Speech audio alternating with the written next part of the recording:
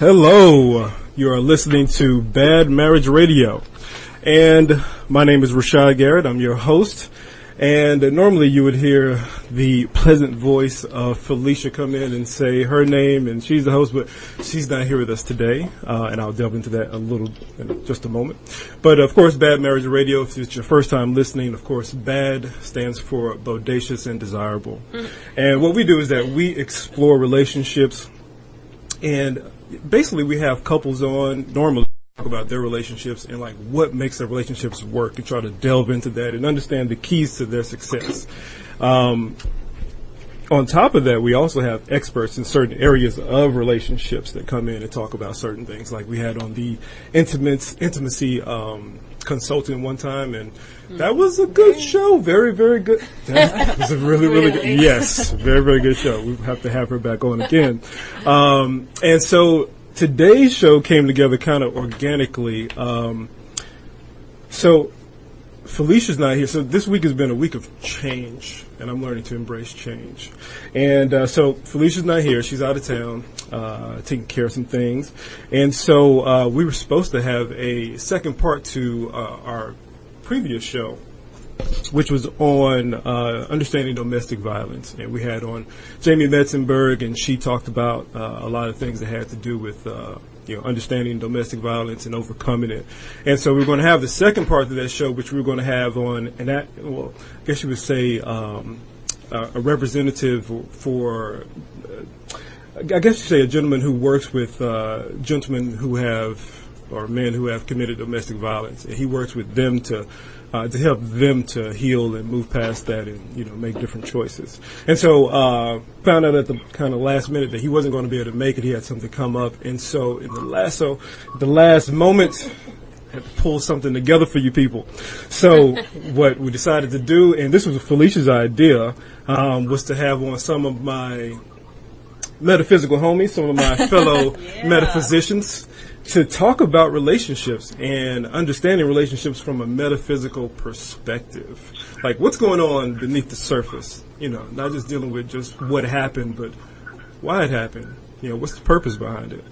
And so I have on three fellow metaphysicians. All of them have been students, teachers, as well as directors at the School of Metaphysics. And so they have a lot to share in this area. So the first individual and I want to introduce each one of them one by one, so you kind of have an idea of who they are. So the first person I'd like to introduce is Golbahar Dadyan. So I met Golbahar back in 2011. She was the director of the School of Metaphysics when I first got there, and she had things humming, she had things running. Like I was really impressed. Now Golbahar would like you to know that she has always been searching for the meaning and answer to one of the most common questions in life: what am I here for? She has received many of those answers while a student at the University of North Texas, where she earned a Bachelor of Science in Psychology with a minor in Biology. She's currently a yoga instructor and also certified as a biocircuitry convergence practitioner. Does anybody besides Golbahar know what that is? No. I do. I don't. Emily does. All right, okay. Well, that is surprising. I may ask you about that later, unless it's like super complex and we'll take a while. It's actually pretty basic. Really? All right, I'm going to ask you about that. Because I'm pretty sure I'm not the only one who's like, what the hell is that? Now, Golbahar became a student at the School of Metaphysics in April of 2008 and has recently graduated the course with her Doctorate of Divinity. Her deep roots in Persian spirituality brings a multicultural sense to her group.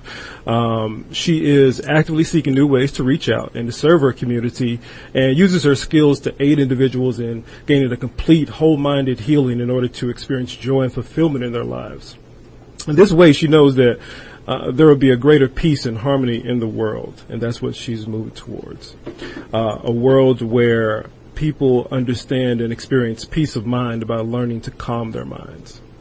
So that is quite the bio. I sound good on paper. Golbahar for president, yes. y'all. You have my vote. Let's get her into the debates Monday. You can just be their mentor or life coach or something. I think that could be metaphysical teacher. That could be of great use. I think in today's world. So that's Golbahar. We also have on Emily Ashley. Emily Ashley, I met her. I don't remember when I met you. This was years ago. But Emily has been studying self-development and metaphysics for over a decade. She recently graduated from the School of Metaphysics and holds a doctorate of divinity. She's currently working for Mind and Body and helping wellness practitioners to grow and streamline their businesses. As a wellness practitioner and teacher herself, she worked with many students and clients to move beyond relationship blocks. So that's going to come in handy in today's conversation for sure. So we are glad to have you here today. No doubt. And you may recognize, if you listen to the previous show, our next guest, it is Jamie Metzenberg. Jamie Metzenberg, if you remember from last show, on our show with Overcoming Domestic Violence and Understanding It, she is a client advocate for the Salvation Army. And also, that's a day job. Her night job as a superhero.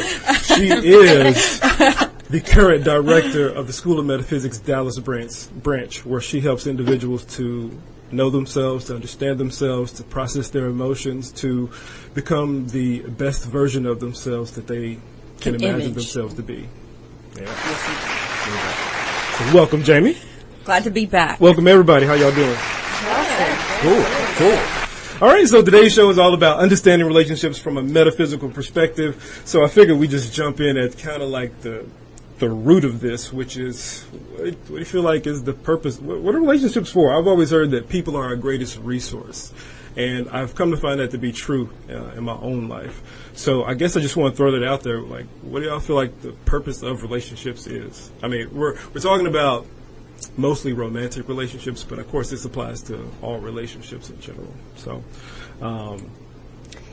anyone can go? Or? Yeah, this is, and I should say this is a roundtable discussion. So, it's not an interview. It's just us discussing this great topic. I just have to be mindful because sometimes I could just go on. So, but I just wanted to say one thing. I've gone back and forth in regards to romantic relationships and whether they should even exist or if they shouldn't exist. Wow. Or how is the purpose of them? Okay. You know, I think that yes, when I think about my divine friendships and I think about my family friendships and my just all different relationships and friendships that I have, I think the romantic one seems to be the most fulfilling at times, but also the most challenging. Yeah, it takes up the most amount of attention from whether you're in one or not in one. It doesn't matter. I was like 10 when I wanted to be in a romantic relationship, and I've gone through all kinds of cycles with it. So I think to really make it basic, the purpose of a romantic relationship is for you to intimately know yourself on a deeper level. Because it does. I saw a quote on Facebook the other day where it said, when you fall in love, first you see all the really good stuff, but then as you get to know them, you get to see them when they're sick, when they're not doing well, whole person. All the other parts of them that are not enjoyable, and do you really love them? Or someone brought up, like, what happens how much do you love this person? What if they got cancer? Or what if they got diabetes? Then what would you do? And so it's that vehicle. We all need a vehicle for growth. Yeah. And people use organizations and all kinds of stuff. And I think marriage is definitely one of those vehicles. And commitment is what you build in it. Yeah. So that's kind of where I'm staying with it. Yeah. And, taking, that forward, I kind of look at them like laboratories. So, if we think back to high school science class, we have a lecture class and then we have a laboratory. And what do we do in that laboratory? Experiment. We experiment. We put things to the test. We try. We produce things. We create things. And hopefully we're having a really fun time doing that. And I think it's really important to look at a relationship like a lab. Like I remember when I was a little girl, I went to my dad and I was like, "Dad, what is the meaning of life?" And I was like expecting this really profound, sage-like wisdom. And he said, "Hun, just to procreate." I was so disappointed by that answer. How old were you? I was like, I don't know, I was like probably 16. Okay. Something like that. Okay. And I was like, that sucks, you know? So I really thought about that. Like, really? Is that really the purpose of our existence? And is that the purpose of our relationships, to just procreate? And I don't think that is the case at all. And a lot of people go into relationships and they just, it's like, what are they doing it for? What's the intention? To have What's babies. the purpose? Right. They're like, well, I'm just doing it because that's what society does, or that's what my family has told me I need to do, or because I don't know, I want it. And there's no purpose. There's no like deeper thought about what is that really holding for you. Because when we do have experiences like what you're talking about, Golbahar, you know, bad things come up, cancer, whatever it is, you're put to the test. How are you going to navigate through that experience to where it's more fulfilling, it's more enriching, when you're looking at it like what it really is, which is a learning experience? It's an opportunity to grow and put yourself to the test. Then you interact with it a lot differently. It's just like this microphone. Like, if I didn't know what it was for, I wouldn't really know how to engage with it. I wouldn't know that I could use it to, you know, use my voice to reach lots and lots of people.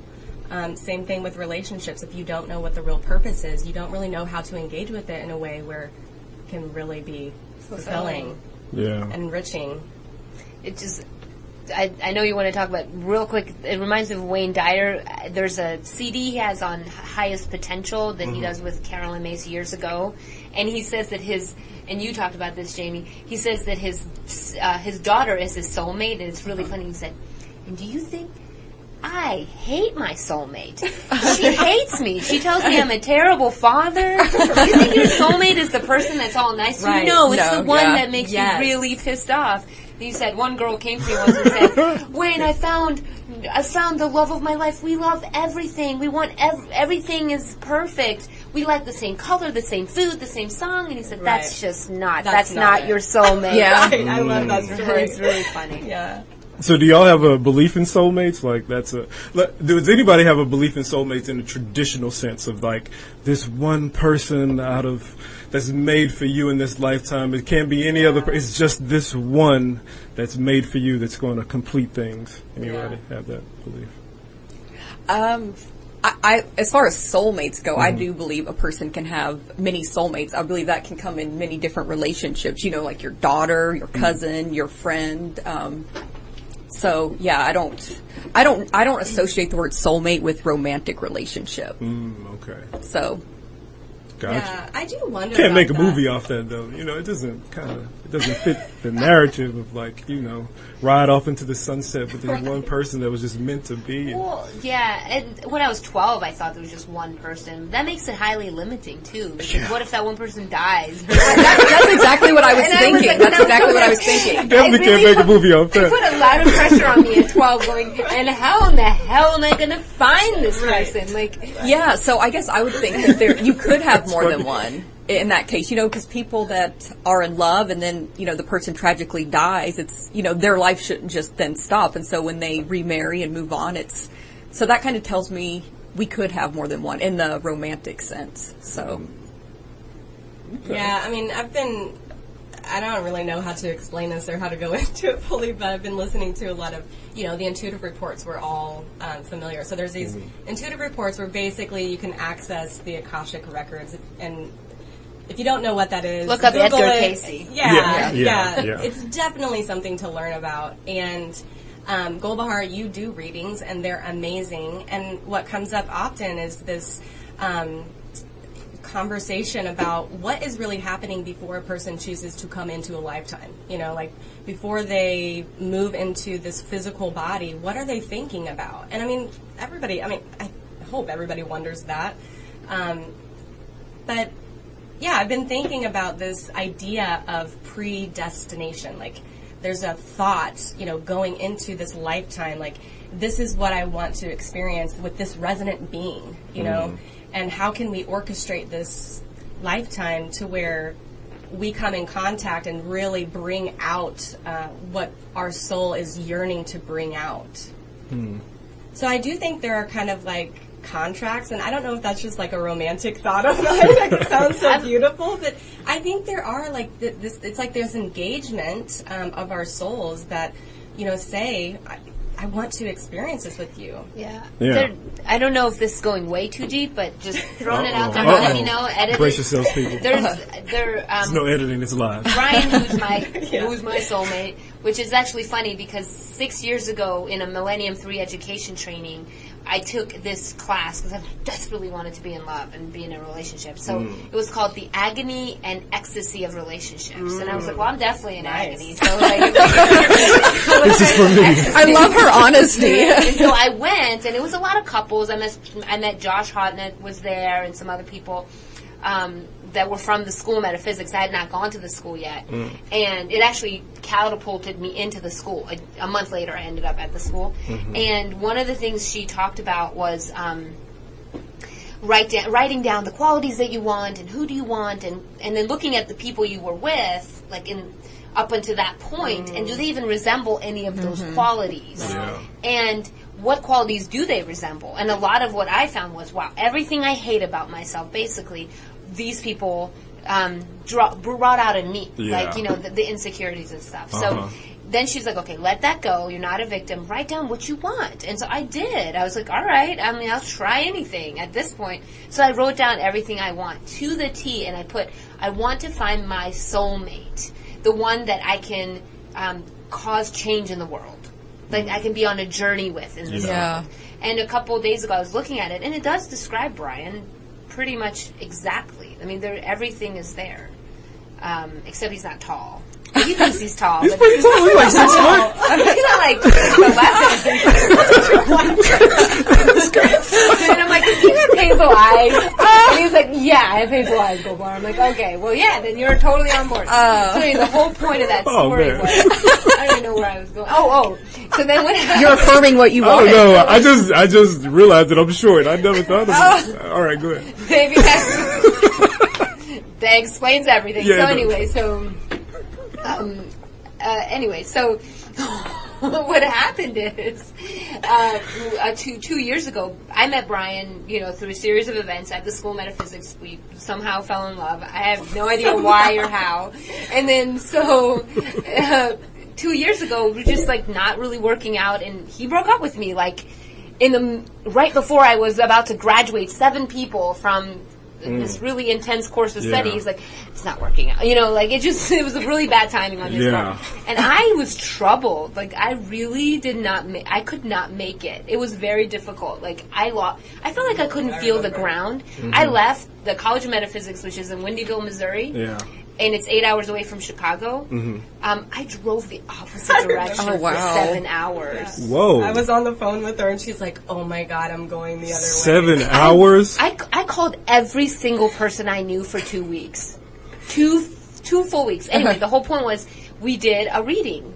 Brian did a reading on a crossing, and it said that we had a contract for him to teach me full surrender. Wow. And I'm like, no. And in a dream, I was sleeping, and right before I was going to wake up, I was looking at Brian. I'm like, why is this happening? And then he turned into the Buddha, and then he went, pfft, and he put light in my eyes, and he said, because there was too much dust in front of your eyes. And I woke up. And like 6 months later, we got back together again. The whole point of that is, wow, I don't know. I mean, I think there was some kind of contract there. I needed to learn that. Yes. And if you think about it, everyone that comes into our lives, they bring that to us. Yeah. So, I don't know. I mean, it's just something to just think about. Yeah, you bring up something with what you said brought up something that stirred up something to me. A question. So we're talking about, understanding relationships from this metaphysical perspective and realizing that, there's a bigger picture to all that's going on. But in the midst of it, when he broke up with you, you seem to be pretty distraught. So, and I think all of us have experienced some type of, pain or hurt in a relationship. So how do you move to that place eventually of, okay, what is this really about? And get past, the tendency to blame and to be just hurt, because the person is responsible for, the stimulus that they provided in the situation, but of course we're responsible for what we do with how we experience it. We're responsible for our own state of consciousness. So how do you do that? Like, when you're in the depths of like despair, how do you switch that perspective? Which is really funny because 3 months before that, somebody was like, "Oh, you're not." I'm like, "I'm not attached," because they were going through a breakup. I'm like, "Who cares? If Brian broke up with me today, like, I'm young. I can find him There's tons of men that want me. I don't give a damn." And then when he broke up, I'm like, "Shit, I'm really attached." So anyway, just saying that because it's really interesting how we don't really know until it's gone. Yeah, of course. Yeah. Well, this is a juicy question. Ain't it though? Especially for me, because, I just, at the new moon, which was September 1st, went through a very quick and abrupt relationship change. And it was devastating because I thought this was like the man that I was going to spend the rest of my life with and have babies with and get married. And we had that conversation. We had that vision that we had created together. And it went a different direction. And man, I have, excuse me, I have delved deep into myself. And it actually has been amazing. And I've come out realizing, holy shit, this is the best thing that's probably ever happened to me. And who told you that? Golbahar. Yeah. And she's an expert on agony. So. Yeah. Dr. Diana would say it's a gift. Yes. And definitely it is, because again, here we go back to the learning lab, and I was presented with a very different situation, but I know that was presented to me for a reason, and I really sought out to understand what the reason was. And I used everything that I know to move through that pain. And I think it's really important, while we're on the topic of pain, is that we feel it. Yes. We fully feel it. Because what I'm experiencing is that when you're not trying to push it away like this big boulder, but when you just let it freaking move through you, it actually moves a lot faster. And there's tons of people in the world that are just like carrying around their pain and their hurt, and they don't get through it because they don't have the tools, they don't know how. And that's where, my spirituality really comes to the forefront. We have to have practices. We have to have things to put into place to really help whatever is blocked to move. So for me, I chant, I dance, I meditate, I talk to my friends, I make sure that, I have deep, enriching conversations, and that I'm really vulnerable. Yeah. And I know the right people to be vulnerable to. I do yoga. I mean, there's a lot of things, and so I just listen to myself. I laugh, yeah. I just listen to myself, and I think that's the most important thing, is that we have this knowing inside of us, deep inside of us. It's there. It's just, are we attuned to it? And when we're attuned to that wisdom that's inside of us, then we know what to do. We know how to process. We know how to move through it. And so the first thing is just feel it. Let it in. Yeah. It's not going to kill you. It's going to make you stronger. Feeling it is honoring it, I think. And I think that's what helps move the emotion through as well, and just staying firm in it, claiming it, knowing that it's yours. And they're all to be honored. All the feelings, all the emotions, whatever. It's needed and necessary, I think. And Emily's right, it does. It just, everything then moves faster. And I've seen then you're able to get more clarity and more perspective, which is everything. Yeah. It's everything. I've been through one breakup, which has been amazing. Like, I remember when it happened, and I remember I was on the floor in the Bolingbrook school. I was on the floor, like, huddled up the next day, and my sister calls me and she's like, have you eaten? I'm like, no, I've not eaten. She's like, you need to get yourself out and do something with yourself, because you have to work through this. And I remember there was all these people that called me, and someone said, oh, you went deep sea fishing into the depths of yourself. And I think that when you said, how do you move through it, it's like you start to see, none of this is about the other person. This is all about me and my own insecurities. It was me. I'm not pretty enough. I'm not good enough. I must be ugly. All this stuff. And it's not true. So then you get to work with yourself in that way. Yeah. And then everything seems to change from there. So it's like you've attracted this experience to yourself for some greater reason. I think there's many reasons. There are multiple, and I think you even discover new reasons as time goes on. Absolutely. It's like a always sloughing evolving. away. Like, I could see my face was changing, like, as I was letting go of those parts of me that were connected to that. And I've seen it with other people where, like, abruptly someone breaks up with them, they're just like, everything shatters. Yeah. Everything just shatters, so they have to, like, start looking deeper. Okay, yeah, for sure. All right, well, all right, this has been good. Yeah, it's a great. Can I just say, I want to say that is the most detailed explanation I can think of for your original definition, which is to know yourself on an intimate level, relationships, which I totally agree with. But that just explained it right there. Yeah. All right, well, we're going to take a quick break and allow people to kind of assimilate and process what they've received thus far. It's been a lot. It's been a lot for me, too. So we're going to take a quick break, and we'll be right back with Bad Marriage Radio. John, I was hoping it wouldn't come to this, but you've left me no choice. I'm leaving. Uncontrolled high blood pressure is really serious, and lately you seem to really not care. I've been there for you since day one, and I know you think I'm going to keep ticking. But no, my friend, I can quit whenever I want.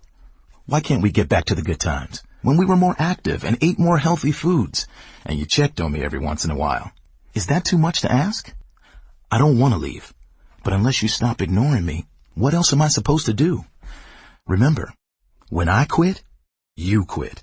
Sincerely, your heart. Listen to your heart. Don't let it quit on you. Doing the minimum to control your high blood pressure isn't doing enough. High blood pressure can lead to a stroke, heart attack, or death. Get your blood pressure to a healthy range before it's too late. Find out how at heart.org/blood pressure. Check, change, control. A message from the American Heart Association, the American Stroke Association, and the Ad Council. Women now make up 37% of the workforce, changing their role forever. Harvard Medical School has now opened its doors to new female applicants. The first woman is now in space. The majority of last year's doctorate degrees were earned by women. We've come so far, but our news is changing for the worse. More women die from heart disease and stroke than men, even though it can be prevented. Make a change at GoRedForWomen.org today. Brought to you by the Ad Council and the American Heart Association's Go Red for Women. You don't usually get a stock tip from a 16-year-old, but I'm here to tell you about a different kind of stock. It's called Better Futures, a stock for social change that's not about making money. Instead, you invest to help students like me go to college, which ends up making the future better for all of us. My name is Alicia, and I'm your dividend. Invest in better futures with UNCF. Visit uncf.org/invest. A mind is a terrible thing to waste, but a wonderful thing to invest in. Brought to you by UNCF and the Ad Council. This is Bethel Johnson, two-time Super Bowl champion, and you're listening to TMIRadio.com. All right, we are back with Bad Marriage Radio, and we're here today with a few special guests. We have Golbahar Dadyan, Jamie Metzenberg, and Emily Ashley, all practicing metaphysicians. And our subject today is understanding relationships from a metaphysical perspective. The first half of the show has been great. So I expect it to get even better and better. I guess this the whole metaphysical thing. I just expect life to get better. That's a wonderful thing. Evolution. That's right. Evolution. Right. So we delved into, we just kind of completed delving into, how do you move from hurt and pain and allowing that to move through, but not getting stuck in it, to move into a place where you can kind of see the big picture of like what this is about, so you can receive, what you need to receive from the experience. So I want to delve into now more about success in relationships, like how you make them successful. And I know you, Emily Ashley, had some thoughts on like something that you feel is like really important in achieving success in relationships. Please share. I'll allow you to bring that to the table. Okay, so the word is vision. Whoa. Okay. Big word. So I've been listening to Tony Robbins a lot, and he has been my main man. It's been so special to me in this process. And he talks about how important that vision is. In a relationship, it is crucial. If there is not vision in the relationship, meaning if there's not a compelling future to move towards, then that relationship is self-destructing. Yeah. It is going downhill, period. And so if we are wanting to have that long-lasting, compelling future, we have to create a vision. And I really believe that it has to be done first within the self. Yeah. I mean, relationships are amazing. We have to have them. They are life. They are part of life. Yet, how we treat relationships is a mirror of how we are working with ourselves. Yes. So that has to be first and foremost what is explored, developed, the relationship to you and your higher self, your own wisdom, the truth of who you are, your authenticity. So we have to do things like exploring, who do I want to be in this world? How do I want to express? What does it mean to engage with people in a way that's really authentic, that's really true to my nature, that I can express the very essence of my being. And that work has to be done.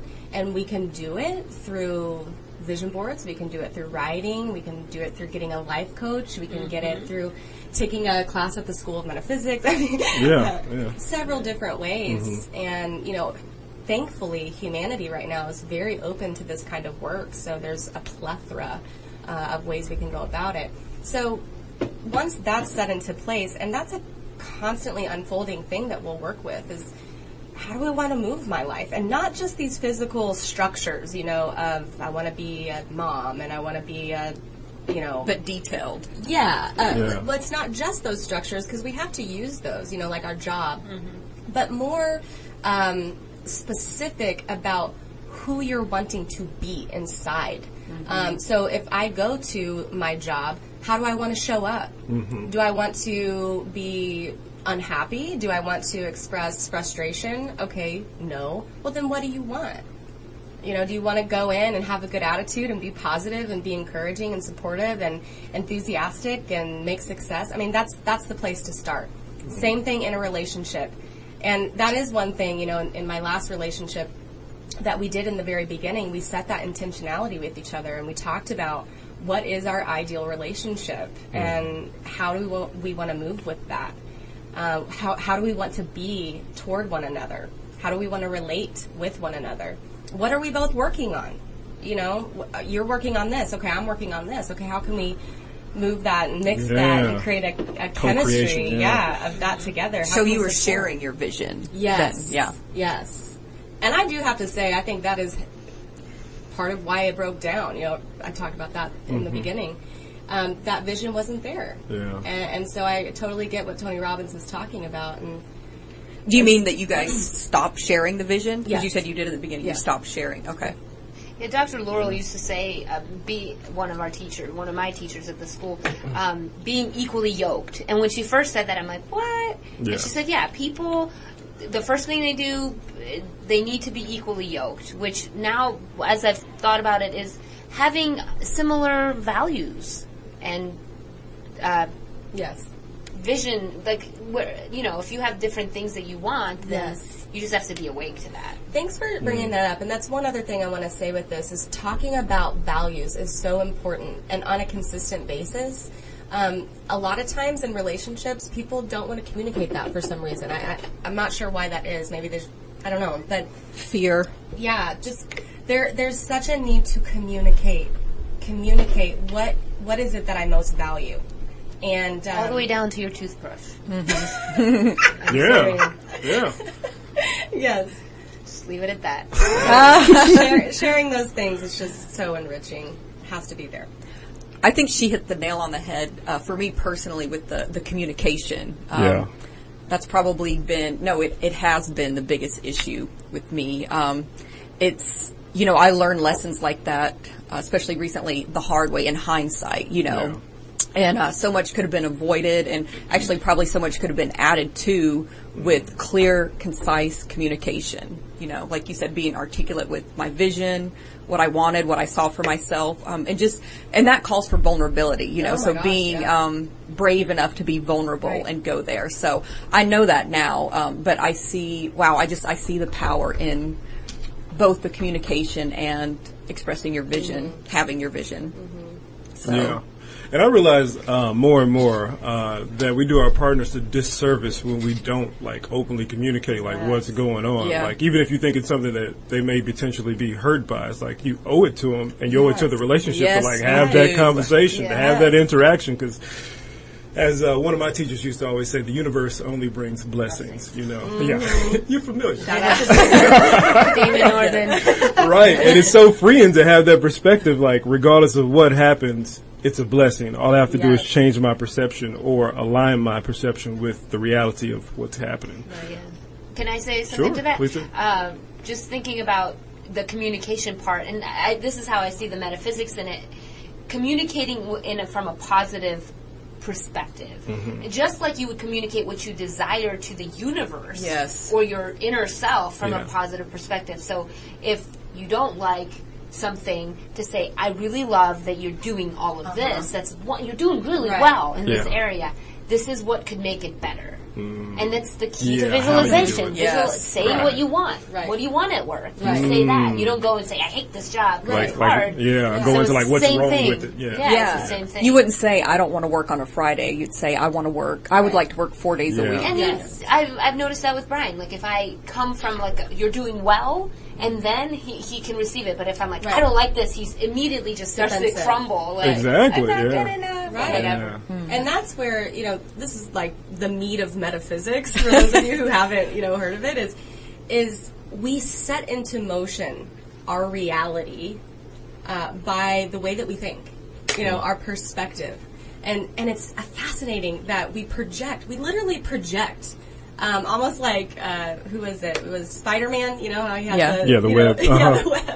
It's like that. It's like you literally project onto the moment, the present moment right now. Everybody that's listening, you're projecting everything that you're thinking onto what you're hearing as well.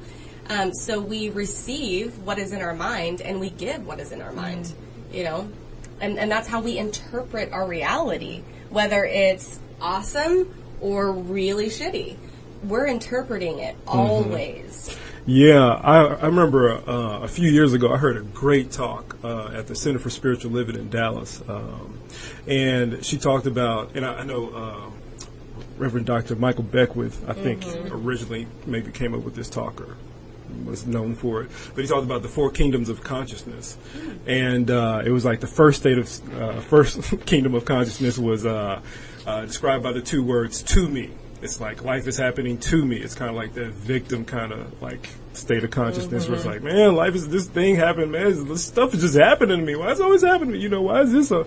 And then the second state of consciousness was by me. So it's like, well, you're kind of getting into where it's like you're taking on some responsibility, but it's kind of more egoic. It's kind of developing like a stronger ego. It's like I'm choosing stuff, I'm having experiences, so it's like I'm taking on responsibility, but it's still kind of the brain me, And then the third kingdom of consciousness was through me. It's like life is happening through me.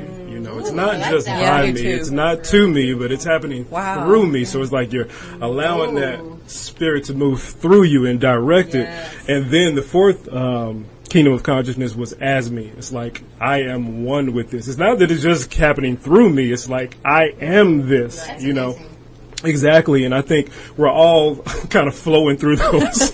Like I move through all of them still, like I spend some time in one,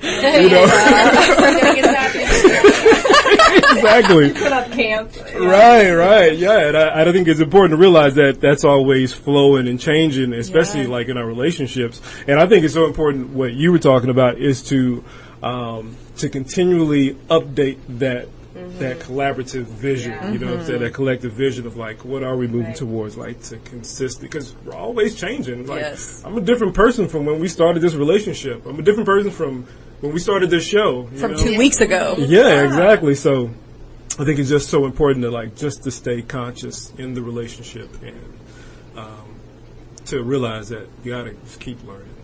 Yeah, that's such a beautiful point too, because so often I think in relationships, we put these expectations up, like the other person's not going to change. Yeah. Or we're not going to change. They're always late. They'll never be. They're always going to be this way, and it's like, the more that we can, in thinking about the purpose of a relationship, it's like, it is to move you, to change you, so you evolve. You become a more evolved version of yourself. Yeah. I remember I was in this relationship once, and we were together, and his ex-girlfriend came around, and he's like, "Oh, does that bother you?" And I genuinely was like, "No. I mean, I love, like, you became a better version of yourself with her, and now you get to express that with me. So, like, no, I'm not bothered. I honor that in you, Yeah, and you can, were you going to say something? No, go ahead. You can always reinvent yourself, and what happens is the stimulus of when you first get together, there's so much energy moving and so much movement that you start to reinvent yourself, but then that kind of goes away. The same thing happens when you break up. You can reinvent yourself. So if you can continue to reinvent yourself in the relationship. Right. And I also think commitment is really important, to honor the commitment that you do make in the relationship. So if you decide to break the commitment, to go ahead and verbalize it before you break it. I don't think it should be taken lightly. Right. Yeah. I really don't, because it's fine if you want to go ahead and not be in the relationship, but break that agreement first and then go, because it will follow you somewhere else. Oh, yeah. It's just definitely not just karma go away if Right. you just apologize. So, and it goes back to that being open and honest. You gotta be willing to just keep that line of openness between you and your partner. Yeah, totally. And that requires being really awake.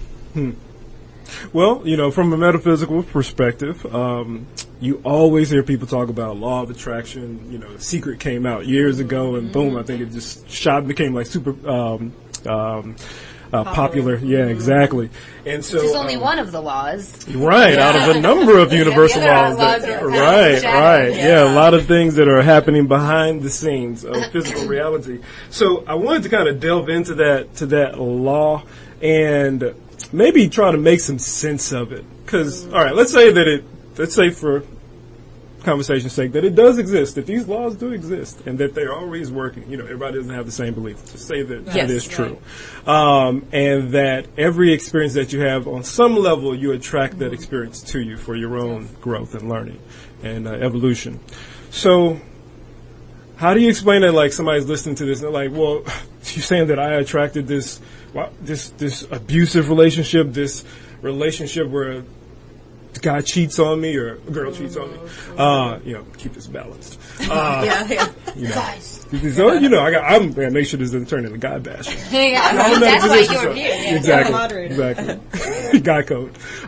So I guess that's the thought, is like, how does that work? Or how have y'all saw the law of attraction work? Because I'm sure it's not going to make sense to a lot of people as far as like, that can't be true, I didn't attract this. Why would I attract this? I think it makes sense when you move out of the pain, like when something hits you, and it's not pleasant, like coming out of an abusive relationship or just experiencing something traumatic or devastating. Of course, you're not going to receive that or hear that. But I've seen a lot of people, including myself, you can, once you start healing, you can see how you attracted that. And I know when you are more, I guess, higher consciousness, when you're open to that thing. I know for me, I'm all about the learning and understanding. I want to understand. So because I want to understand, I'm willing to do the work to see how I might have attracted it. And then once you get the understanding, it just, again, I think it gives you more clarity, and it helps with the healing process too. And you definitely see that it's everything in the end goes back to the self. Yeah. Well, I think the law of attraction is multi-layered, and it's not, especially if you are like getting beat up by your husband or your wife, and you're Thank you. And you're just, I don't know if that's the right time to go, how did I attract this to myself? Right. It's just not the right timing. Right. There's layers. It's like self-realization. Like you need to get yourself the safety first, and then the next. And I did a lecture once at there was a cancer house in downtown Dallas, and I was new to it, so I said something about like cancer. You caused that, and there was a bunch of people that were in remission. Not the right time. And so, and then when I thought about it, it's like, once it's all the way manifested into the physical, you have to just make physical choices to get yourself out. And then maybe there's greater clarity, like Jamie said. I also think there is also the law of cause and effect. There's the law of free will. I mean, you do have free will to come and punch me in the face if you want to, and I may have not caused that. But what I do with it, is all the way to you me interpret again. it. So I don't know if it always plays out. Yeah. The way I think about it, I mean, I remember when I was a little girl, I would put these magnets together, and I thought it was so fascinating that if I flipped it, it wouldn't go together. But the moment I would flip it back, it would just, like, immediately, like, it would just attract. And, I mean, many people have done this, right? You know the experience and the feeling. And just think about that in relationship to our essence. Every one of us has an essence. Every one of us has a collection of thoughts and understandings and things that we just get. You know, some people are just so incredibly compassionate. Some people are really self-centered, but, you know, in other ways, you know, they may be really intelligent. Or, you know, we all have these, you know, strong qualities, these strong traits that naturally draw, push, and pull, just like a magnet to one another. And we have qualities of magnetism. You know, we are magnetic beings. And at any given moment, we're pushing things away from our life that we don't want, and we're drawing the things in that we do want. And it goes back to vision. What is it that we're holding in our minds about how we're using this life and how we're expressing ourselves? And so, of course, we push and pull. So we do that with people, specific people. We do it with situations. We do it with places. It's happening all the time. So I think if we look at it more that way, it can kind of reframe it. And also, I think of a quote by Abraham Hicks who says, the law of attraction never makes a mistake. So that puts things into perspective, too. Yeah, and I liked what you talked about, too, Jamie, with you were talking about the judgments. You didn't say it this way, but there's so often ways that we'll judge the experience because we live in a dual world. You know, we live with hate and we live with love at the same time. You know, and so we often will place judgments on an experience. And you were talking, Golbahar, about the timing of it, and sometimes it's just not the time. You know, and how? Oh my gosh, yes. And how can we really live with, you know, greater openness and a curiosity? You know, we were talking about the mood elevator yesterday. That the place that we really want to be, because we fluctuate so much on our moods, the place we really want to be is in a really curious, open, genuinely interested place. Which is the opposite of being in fear, which is, oh my God. If you just, and then a lot of times in those relationships that are abusive, people are in fear of their lives, fear of everything, and the antidote to fear is curiosity. And then in the curiosity space, I'm sure they'll be able to see some of the relativities of why they ended up where they are. How did it, it's not just I don't believe the law of attraction is just your thoughts that cause you to attract something to you. It's everything about you and everything that's happened to you from the moment you were born. And if you believe in past lives, everything else beyond that brought you to that moment, that then drew that experience. And sometimes it's what you need. You attract what you need. Well, you always attract what you need. Always. No matter, and it's hard to hear that. That's hard. I mean, if you're getting beat up every day, it's not, you don't want to hear that. So I probably wouldn't say that to someone. I mean, you're in the field. So. Yeah, I actually heard, I was watching the Tony Robbins as well. He has a great, there's a great documentary on Netflix called I Am Not Your Guru. And so so I'm new to Tony Robbins. I was like blown away. Now during this documentary, he has like some type of like 6-day retreat where people go off and pay like $5,000 and like, you know, it's like 2,500 people and they're having a experience, you know, and he's like, he goes around the audience, like they have a number of things that they do, but one thing is that they have interventions throughout the entire thing. And so, he's on another level. So speaking to, like, when do you know, speak truth to a person? I noticed that it seemed like, you know, you could say, okay, everybody came there for an experience, so, you know, they kind of open themselves up to it.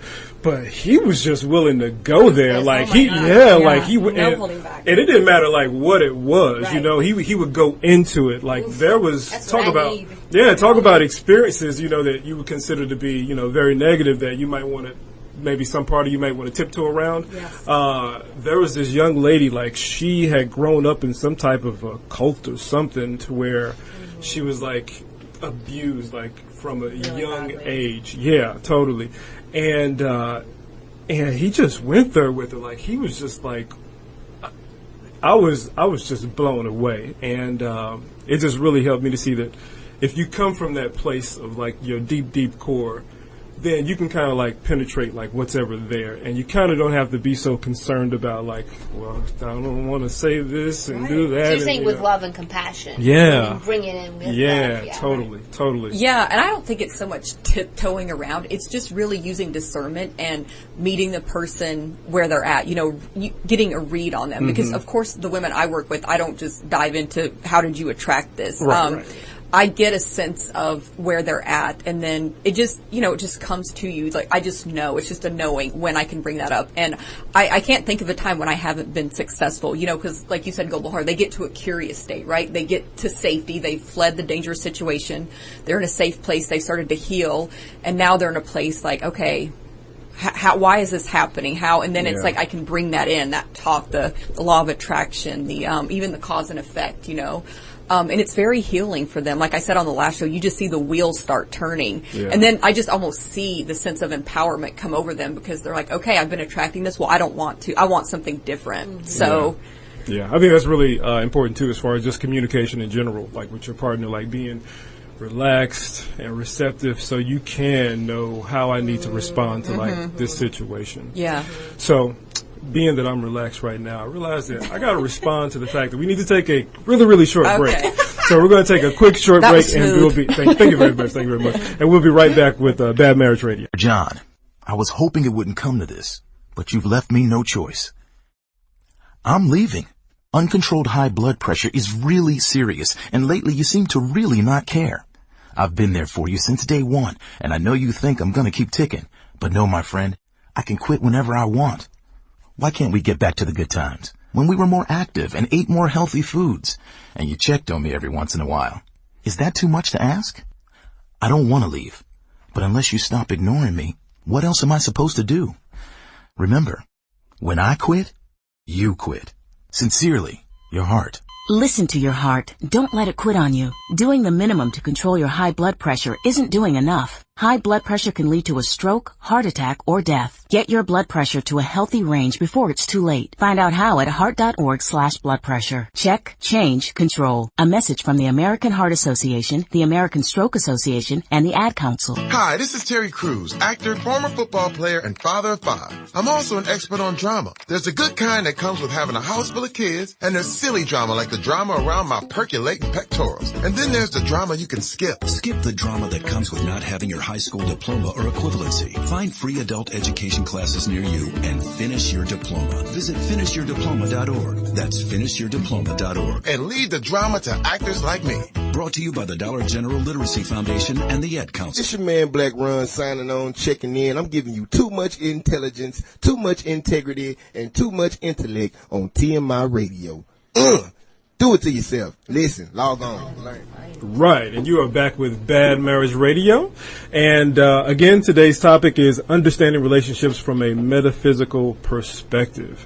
You know, and as I was thinking about this, it just popped into my mind, maybe because somebody told me, that I should probably define what metaphysics is, you know, because it may be the first time that somebody has heard this term, you know, metaphysics. So I guess the most simplest way to say it is that meta means beyond and physics is the physical. So it's kind of understanding life from that which is beyond the physical, kind of getting into like what the cause of our physical reality is, knowing that there's something always working in the background that's causing what we see and experience, and delving into that and trying to understand life from that perspective. Of course, you know, if you Google metaphysics, you come up with a lot of different definitions. I've done it. So that's kind of super general. So thinking about what we've been talking about, I think it's really cool if, as this was Golbahar's suggestion. She was like, we've given people a lot, and perhaps we should actually give them a way to actually apply some of the stuff we've been talking about here. So, you just don't hear this super cool stuff and say good luck. Like, all right, yeah, good luck with that, deuces. So I guess I just put it out there for what are some of the ways that y'all have used to actually apply this, some tools that, you have incorporated into your life, whether it's some rituals, ceremonies, or whatever it is? Yeah. I think for me, it's just not with romantic, it's just in general. If and when, which it'll happen, where you get into some kind of situation with your partner where you get triggered emotionally and you're getting upset, take yourself away from that situation and take some time and write or do some breathing. It's really great to learn yoga or meditation so you have a place to be with yourself, to process, and then come and discuss, because 10 times out of 10, if right then when you're emotional you begin to speak, you create a wildfire from a fire. So when things hit that emotional level, it's very hard for you to process. So do not engage in a conversation with your partner when you are distraught. Gotcha. So specifically or generally, what are some of the benefits of meditation and yoga?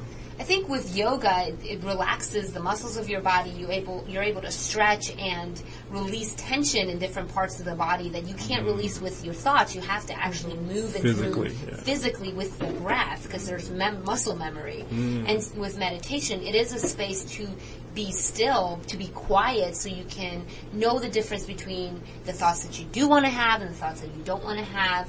And it's just very important to have time with yourself, because as you can build more intimacy with yourself by being alone, having alone time, then you can have that with your partner. It's just similar to if you and I are in a restaurant and there's people screaming and yelling and talking, we're not going to really get to know each other, or at a bar or something. But if you and I go to a coffee shop and we're talking and I'm listening and you're listening, then we'll actually build something. Same as with meditation. It's a time to turn off all those voices and be with yourself. So, Dr. Dadyan, when does the book come out? As soon as I write it. All right. We're looking forward to it. Yeah, I've got a couple others. So, you were talking about emotional triggering, and one of the things that I used to work with clients on is in Tulsa, I was an EFT practitioner. It's emotional freedom technique.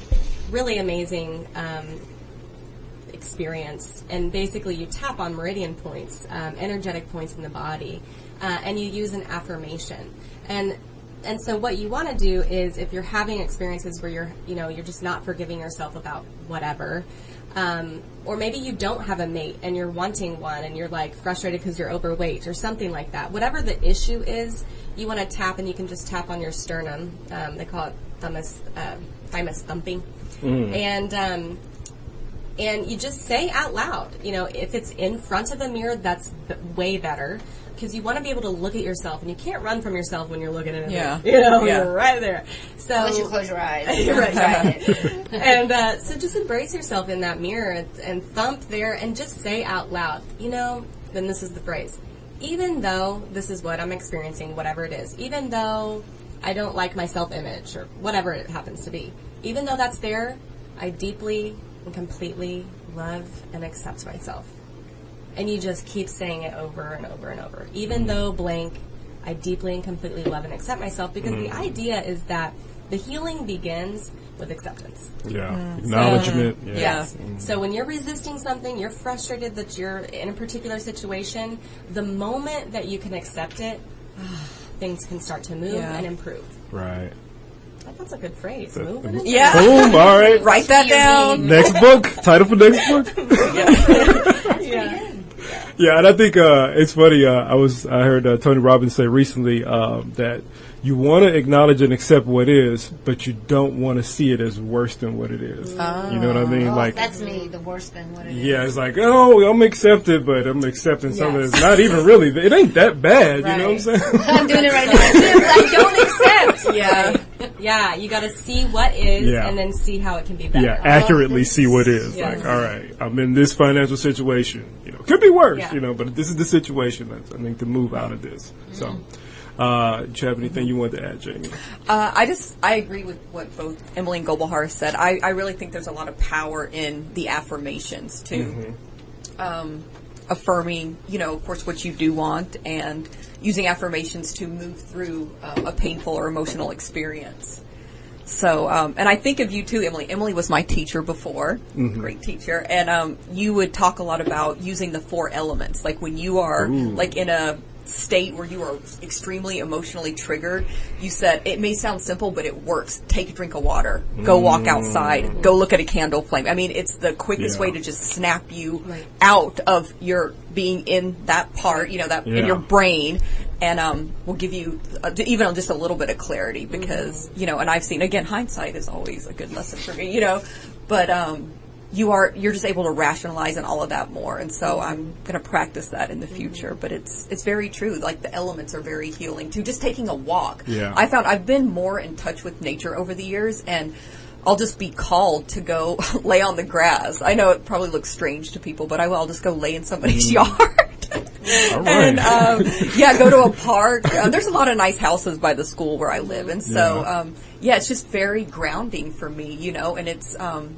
You're breathing the fresh air, and it does a lot, and it helps with getting the clarity and the perspective too. So, all right, cool. Thank you for that. That's really good. Those elements. I just want to preface. I just want to say.